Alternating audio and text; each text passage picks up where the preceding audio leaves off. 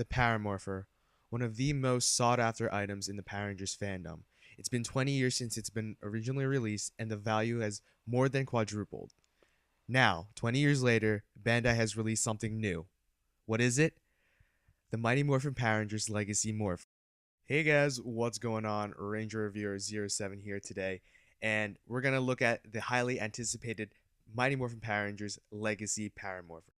Now, at the time of shooting this is only a Toys R Us exclusive. You will not be able to find this anywhere else but this store, and it will run you $49.99 in store, and pre-orders will run you $59.99 as well.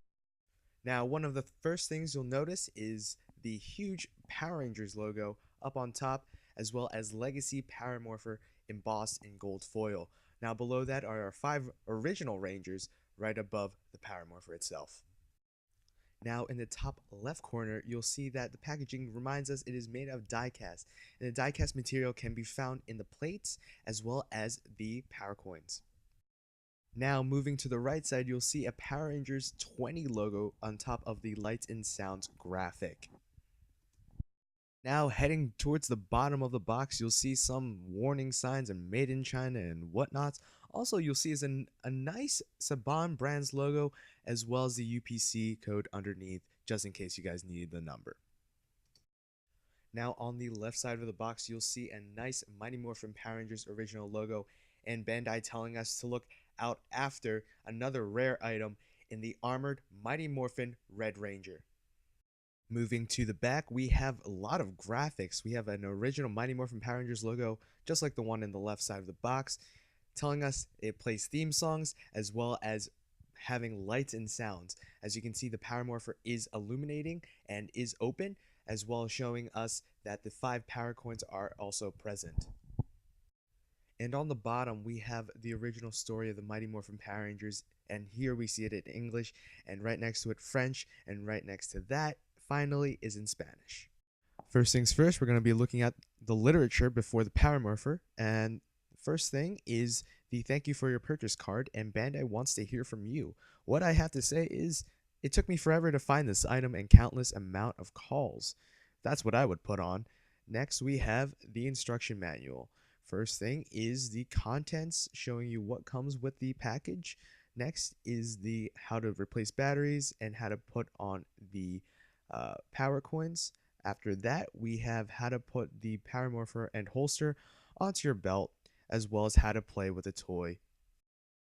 Now, before we look at the actual Morpher, we're going to look at what it comes with, and the first thing is the holster. Now, the original Paramorpher didn't come with a holster, and the Zyuranger, Dino Buckler, and Dragon Buckler did. Unfortunately, however, many prop makers had to make these, or a different version of it, but it didn't come with the clips on the back so you could put it on your belt. One thing you'll notice are the little pinchers over here that will hold your Morpher in place. They are black this time, unlike the Dino Buckler and Dragon Buckler, which they are red. Also notice that this is much bigger than the actual Dino and Dragon Buckler holster. On the back, we have 2 plates, or a plate, with several screws in it to hold it into place, as well as clips to put it on your belt. Our Morpher comes with 5 power coins, the first being Mastodon,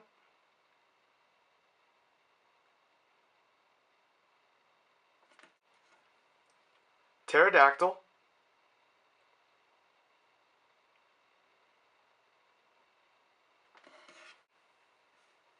Triceratops,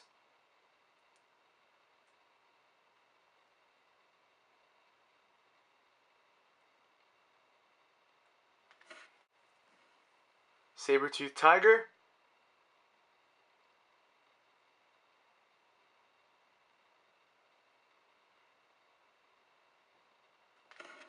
and last but not least, Tyrannosaurus. Now, each of these power coins are made of die-cast metal, so do make a sound whenever you hit them. And on the back is engraved a Mighty Morphin Power Rangers logo, and are made to look like the aged power coins. Last but not least, we have the Paramorpher itself. Coming straight out of the box, the Paramorpher is open. You can close it by just closing on the two plates. The first thing you'll notice is that the Morpher is also made of die-cast metal. Now, instead of a gray paint that they use, they decide to keep this in a die-cast metal. So therefore we have a silver Morpher. The stickers this time are Power Rangers around the circle, whereas the original Power Morpher had Mighty Morphin and Power Rangers on the bottom. Also included are the black Thunderbolt stickers, which are already applied. Now looking at the back, we have some Jew Ranger influences. You can see blue, pink, red, yellow, and black, as well as that same pattern on the bottom.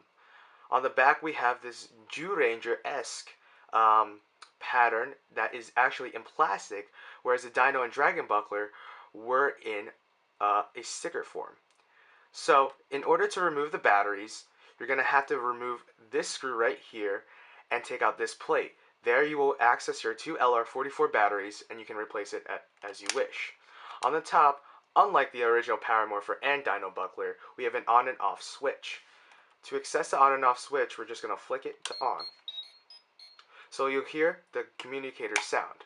Now let's put the power coin into the Morpher. For this example, we're going to use the Tyrannosaurus coin over here. You can use any of the ones that came with it. Now, regardless of it being open or closed, you can actually put the power coin itself in with no problems at all.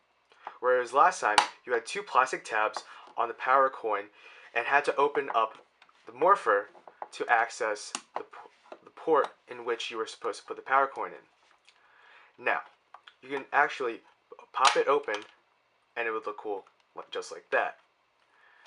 To remove the power coin, just press on the Z in the back and the power coin should pop out. This is because of the two plastic pegs on the back which push the power coin out.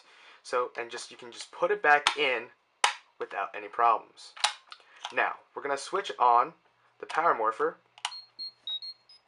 and that same communicator sound comes on every single time, unfortunately. So, to open up the Power Morpher, instead of it being red, like the original Power Morpher, you will have to hit this black one right over here. So, when you're opening it up,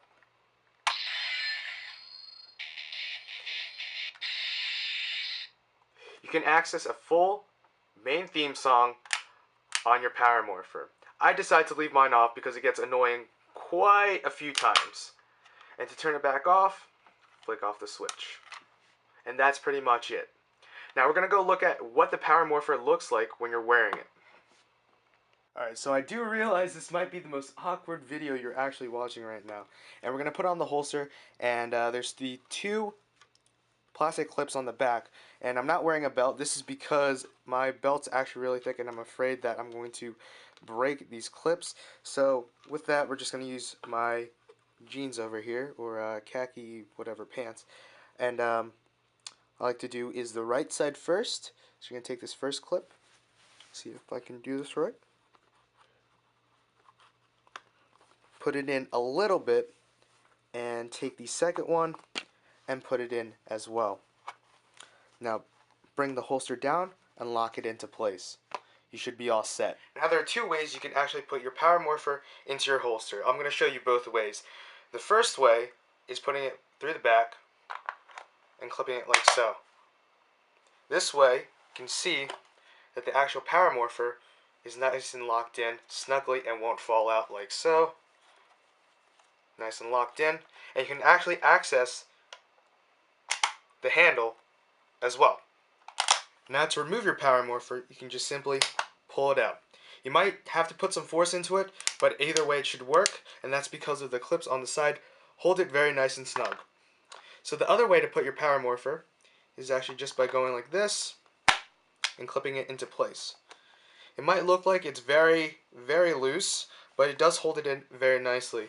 Unfortunately, however, there are some gaps in between the Morpher itself and the holster as well, as you can see right here.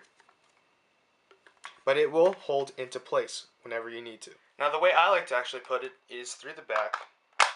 Therefore, I can just go like this and pull the Power Morpher out. That way I can do a full morph without any problems at all. But when I'm around, I just like to put it into place and walk around. Now, this feels very awkward on me, to say the least. It's very heavy. It looks like it's going to droop down and pull my pants with it. Um, it being out of metal, it's heavy, and I just can't see myself wearing. I feel like I have a very uh, big fanny pack on me with a 10-pound dumbbell in here, to be honest.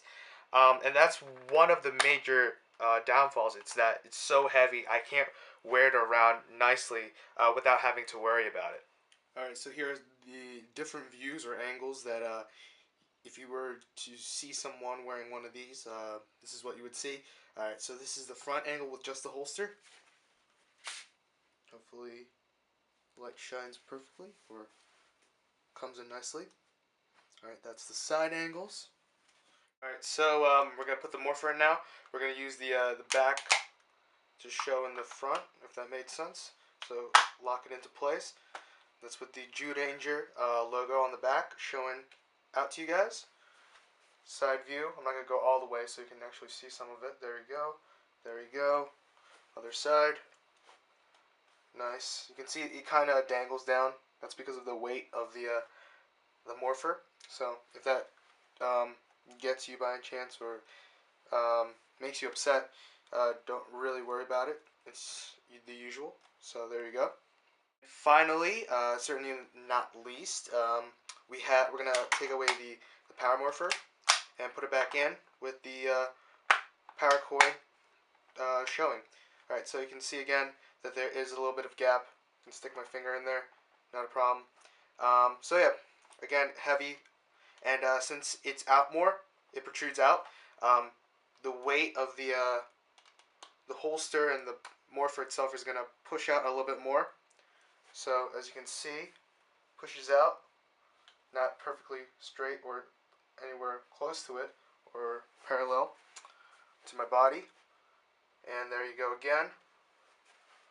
That's what it looks like on myself or anyone else. And there we go. Alright guys, so there is my quick review. Actually, it wasn't very quick, a lengthy, in-depth review of the Legacy Power Morpher. And we're at the point where I have to give my final thoughts on it. And to be honest with you guys, I'd much rather have this Morpher than this one. Believe it or not. I think it's just the nostalgia of it and really the lightweight of this Morpher compared to this one. Sure, this thing didn't come with a holster and this one does, but I don't know, you can buy a holster from out of time and it'd still be the same thing. But there are some positives and negatives about this Morpher. I'm going to start off with the negatives. Again, weight is a huge constant factor. Just because that I like to wear this, or I would love to wear this, from time to time. And, you know, the weight, I would be very scared to, you know, walk around and always constantly think that it's going to fall off. So that's always in the back of my head. Another thing, I'm going to take it off the holster. I love the holster, by the way.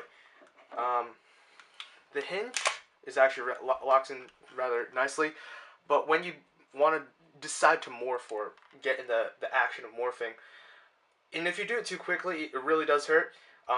This piece right here, since there's a little circle detail of plastic that comes out, my pinky knuckle hits it, and it's very uncomfortable for some reason. I don't know.